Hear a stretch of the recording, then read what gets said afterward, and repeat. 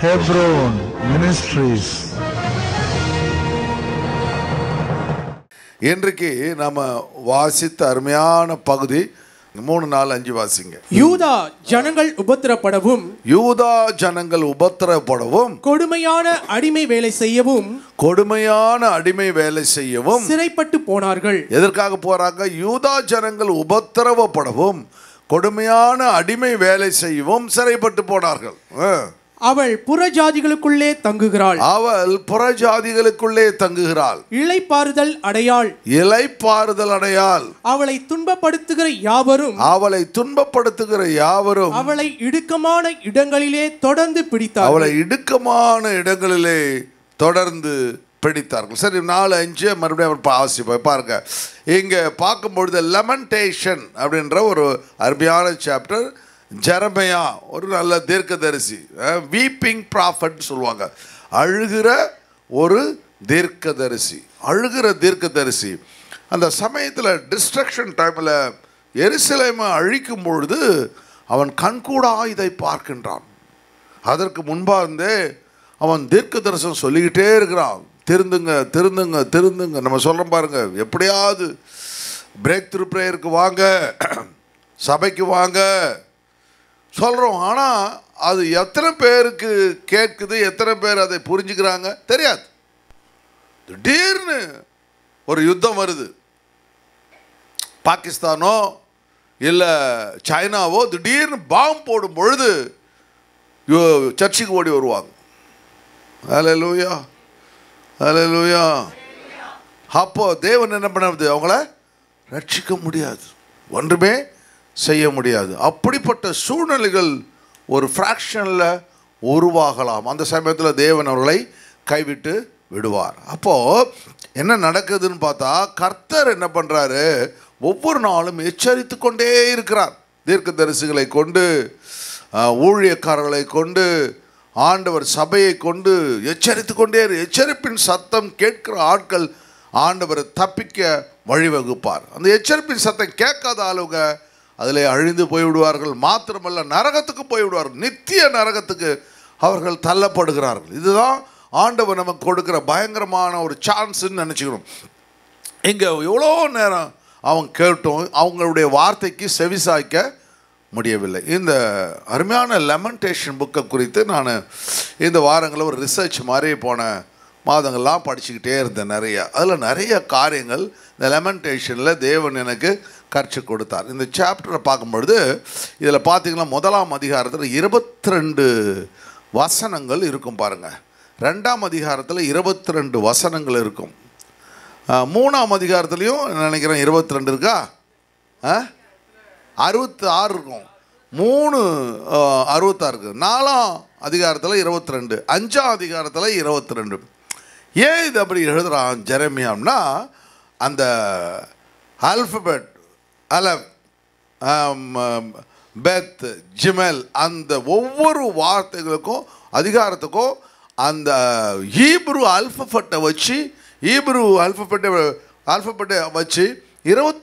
Alphabets வச்சு இந்த அதிகாரத்தை மிக மிக நேர்த்தியாய் எழுதுகிறார்.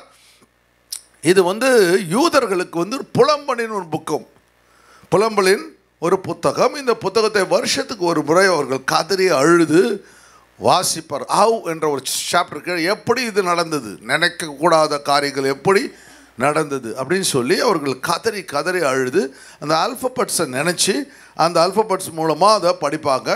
இந்த புத்தகம் மிக மிக ஒரு பெரிய என்னது பொயட்ரி புக்காக, அதாவது ஒரு சங்கீதம் போல் ஒரு பொயட்ரி புக்காக அங்கே அவர்கள் வாசிக்கிறத ஃபியூனரல் டைம் அவர் ஒருத்தவங்க மரித்து போயிட்டால் எப்படி புலம்புவார்களோ அதுபோல் புலம்பி தேவனுடைய சமூகத்தில் கதறி அழுகிற ஒரு புத்தகம். இதை குறித்து அநேக காரியங்கள் சங்கீதம் 74, சங்கீதம் 79 இதை குறித்து அநேக காரியங்கள் அதில் எழுதி வைத்திருக்கிறார்கள். இத்தனை பயங்கரமான ஒரு புத்தகம். இந்த புத்தகம் ஆண்டவர் பரிசுத்த ஆவியானவர் தேவன் ஒவ்வொரு சபைக்கும் ஒரு உபத்திரவத்தை தருகிறார், ஒவ்வொரு குடும்பத்திற்கும் ஒரு உபத்திரவத்தை தருகிறார். அதுதான் தேவனால் தெரிந்து கொள்ளப்பட்ட குடும்பம், தேவனால் தெரிந்து கொள்ளப்பட்ட சபை. ஹல்லேலூயா. உபத்திரவம் எல்லோருக்கும் வருவதில்லை, எல்லோருக்கும் வருவதில்லை. பொன் வெள்ளி இது ரெண்டும் என்ன பண்ணுவாங்க? உருக்கப்படும், புடமிடப்படும். உருக்கப்படும், புடமிடப்படும். ஏன் பொண்ணும் வெள்ளியும் மட்டும் புடமிடப்படுது, உருக்கப்படுகிறார்? அது இன்னும் அதிகமாய் பிரகாசிக்க வேண்டும். ஒரு வைரம் என்ன பண்ணப்படுது? திரும்ப திரும்ப பட்டை தீட்டப்படுகிறது. எதற்காக? அது உபத்திரவப்படுத்தப்படுகிறது அர்த்தம். உபத்திரவப்படுத்தப்படுகிறது. அப்பொழுது அது இன்னும் பிரகாசமாய் மாற வேண்டும். அதனால தான் சபையில் உபத்திரவங்கள் இருக்கும். ஆனாலும் கூட அந்த உபத்திரவத்தில் சபை அழிந்து போகாது, சபை உயிர் மீட்சி பெறும். இயேசு மரிக்கிறார், உயிரோடு கூட எழுந்திருக்கிறார். புறஜாதிக்கு நமக்கும் உள்ள வித்தியாசம் என்ன? புறஜாதி அந்த உபத்திரவத்தில் அமிழ்ந்து போய் விடுவார்கள். ஆனால் தேவனுடைய பிள்ளைகளை கர்த்தர் மறுபடியுமாய் எழுந்திருக்க பண்ணுவார்.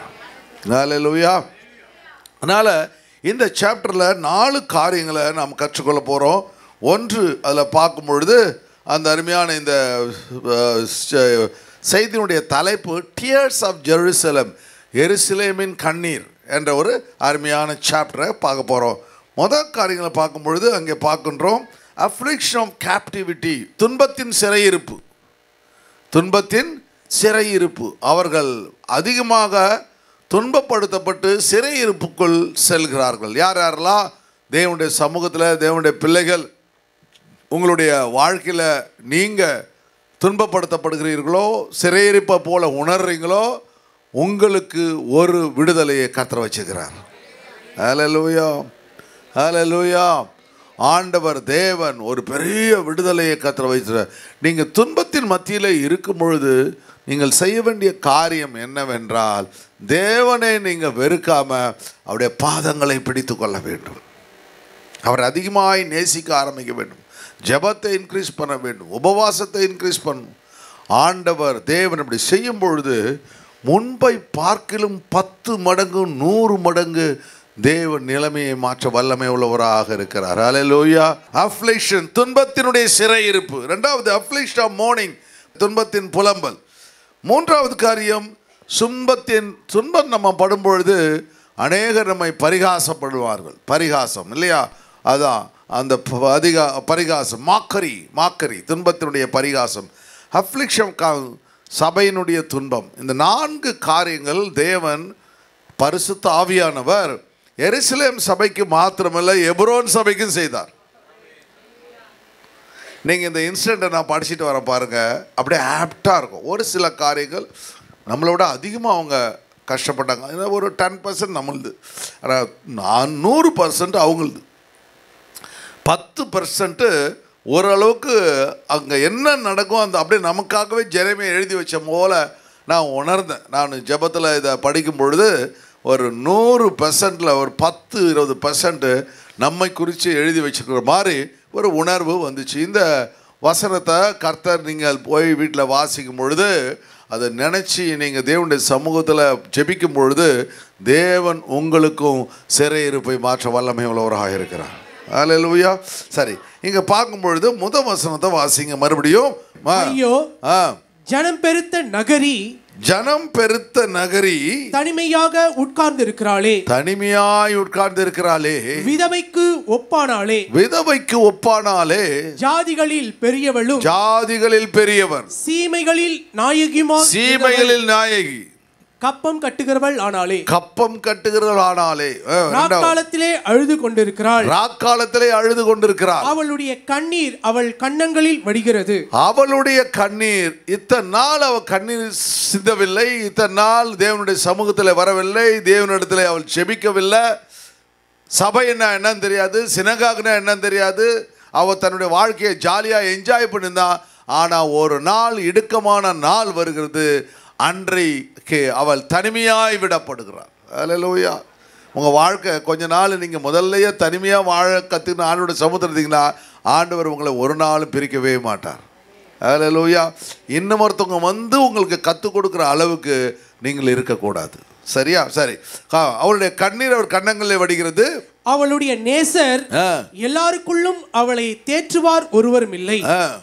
அவளுடைய சிநேகிதர் எல்லாரும் அவளுக்கு துரோகிகளும் சத்துருக்களும். நம்மகிட்ட பணம் போயிடுச்சுன்னா, நம்மகிட்ட வசதி போயிடுச்சுன்னா ஒன்றும் நம்மளை மதிக்காது. நீங்க போட்டுங்க, ஃபில்லப் பண்ணிங்க. இல்லை, உங்களுக்கு கரெக்டாக ஞாபகம் வருமே, தூக்கத்தில் கூட ஞாபகம் வருமே. அதனால நீங்கள் ஃபில்லப் பண்ணிங்க, ஃபில் இந்த பிளாங்க்ஸ். நீங்கள் ஃபில்லப் பண்ணிங்க. ஒன்றும் நம்மளை மதிக்காது. சொல்லுங்க, ஒன்றும் எங்களை மதிக்காது. நம்ம நல்லா இருந்தால் தான். அதனால் ஆண்டவர் தேவன் பரிசுத்தாவியானவர் நம்ம எவ்வளோ என்ன செய்தாலும் நம்முடைய வாழ்க்கை, நம்முடைய தனிமை, நம்முடைய ஜெபம் அவரோடு கூட இருக்க வேண்டும். ஹல்லேலூயா. இப்போ 3வது வசனத்தை வாசிங்க. அதான் இன்றைக்கு நமக்கு சப்ஜெக்ட். 3வது வசனம் ரொம்ப புரிஞ்சுக்கிச்சு, அந்த இன்ட்ரோடக்ஷன் புரிஞ்சிச்சு. யூதா ஜனங்கள் உபத்திரப்படவும். உபத்திரவம் தேவனால் ஏற்படுத்தப்பட்ட ஒன்று. சில சமயத்தில் உபத்திரவம் உங்கள் வாழ்க்கையிலும் என் வாழ்க்கையிலும் வரும். தேவன் நம்மை அதிலே நடத்துகிறார். யூதா ஜனங்கள் உபத்திரவப்படும், அதுதான் தேவனுடைய திட்டம். கொடுமையான அடிமை வேலை செய்யவும் சிறைப்பட்டு போனார்கள். இதெல்லாம் ஏன்? ஆனாலும் இன்றைக்கும் பார்த்தீங்களா, அவ்வளோ மத்தியில் எல்லாம் தேசம், எத்தனை தேசம் அழிஞ்சு போச்சு, இருக்கிற இடம்லாம் திருப்பிச்சு. ஆனால் இன்றைக்கும் அந்த தேசம் உயிரோடு கூட இருக்கிறது.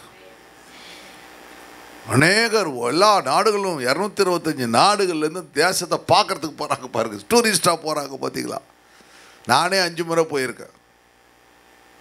எத்தனை முறை அங்கே போனாலும் அது சலிக்கவே மாட்டுது. அந்த இடங்கள், அவர் நடந்த இடங்கள் எல்லாவற்றையும் போகிறதுக்கு நிறைய பேர் நீங்கள் போகலை, பரவாயில்ல. கர்த்தர் உங்களை உங்களை கர்த்தர் பரமக்கானானுக்குள் அழைத்து செல்வார். இப்போ இல்லை, ஒரு நாள் கொஞ்சம், அதனால் அவசரப்படாதீங்க.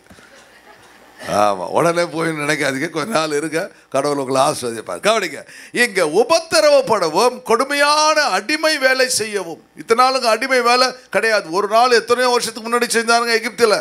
இப்போ அவருக்கு கட்டாத வீடுகளும் நடாத திராட்சை தோட்டங்களையும் கர்த்தர் அவங்களுக்கு கொடுத்தார். எல்லாவற்றையும் மறந்து போனார். தேவன் உங்களுக்கு கொடுத்த அற்புதங்கள், அதிசயங்கள், அவற்றை சில சமயம் மறந்து போகும் பொழுது தேவன் நம்மை மறந்து போய் விடுகிறார். புரியுதா, புரியலையா? அதை நினைவு கூற வேண்டும், திரும்ப திரும்ப நன்றி செலுத்த. அதான் சொன்ன ஜெபத்தில் 4 காரியங்கள் திரும்ப திரும்ப மனசில் வரணும். முதல்ல தேவனுக்கு நன்றி, முதல்ல என்ன செய்யணும்? புகழ வேண்டும், பாவங்களை அறிக்கை செய்ய வேண்டும், நன்றி செலுத்த வேண்டும். 3வது பாயிண்ட், நன்றி செலுத்திக்கிட்டே இருக்கணும். ஆண்டவரே நன்றி. இன்றைக்கு சுச்சுவேஷன் போகக்கூடாது. நேற்று தேவன் நமக்கு என்ன நன்மைகளை செய்தார், அந்த நன்மைகளை நம்ம நினைக்கும் பொழுது தேவன் அதில் பரவாயில்லவன், நன்றி உள்ளவன், பரவாயில்ல, நினைவு கூறுகின்றார். திரும்ப ஆண்டவராகிய நான் ஒரு சான்ஸை நான் கொடுக்கிறேன். ஹல்லேலூயா. அடிமை வேலை செய்யும் சிறைப்பட்டு போனார்கள்.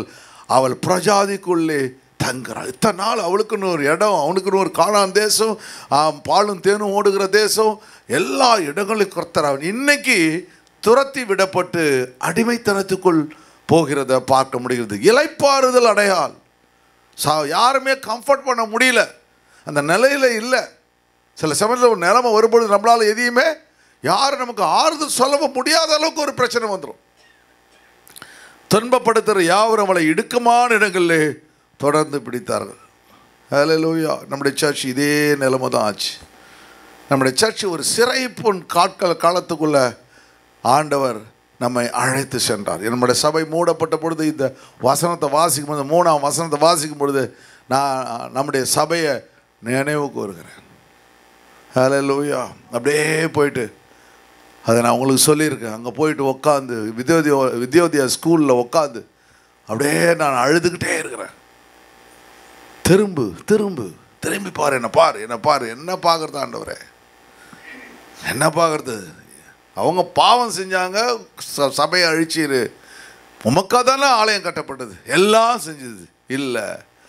உன் சபை மற்றவர்களுக்கு கூட அடையாளமாய் மாறும். ஹல்லேலூயா. நம்முடைய சபை ஒரு அடையாளம். சொல்லுங்க, எங்களுடைய சபை ஒரு அடையாளம். இந்த தேசத்திற்கு ஒரு அடையாளமாக கர்த்தர் எப்ரோனை கர்த்தர் வச்சிருக்கிறார். ஹல்லேலூயா. இப்படிப்பட்ட ஒரு காரியம். அப்போது இந்த 74ஆம் சங்கீதம் பிறகு 79ஆம் சங்கீதம் அங்கே நடந்த காரியங்களை அவங்க எழுதியிருக்கிறாங்க பாருங்க. ரொம்ப ஆச்சரியமா இவங்க ஆசாப்பு எழுதுகிறான் பாருங்க. தேவனே, எங்களை என்றென்றைக்கு இவன் தள்ளி விடுகிறீர், ஒரு மேய்ச்சல் ஆடுகள் உமது கோபம் ஏன் புகைக்கிறது. பூர்வ காலத்தில் சம்பாதித்த சபையும் நீர் மீட்டுக்கொண்டு சுதந்திரமான கோத்திரத்தை வாசமாக இந்த சீவன் பருவத்தில் நினைத்தருளும். நெடுங்காலமாய் பாழா கிடக்கிற ஸ்தலங்களில் உம்முடைய பாதங்கள் எழுந்தருள பண்ணும். பரிசுத்த ஸ்தலத்திலே சத்துரு அதை கெடுத்து போட்டான். அல்லேலூயா. சத்துருக்கள் உம்முடைய கர்ஷித்து தங்கள் கொடிகளை அடையாளமாய் நாட்டுகிறார்கள். இத்தனை காரியங்கள் தேவன் என்ன செய்கிறார்? நமக்கு அதை சொல்லித் தருகிறார்.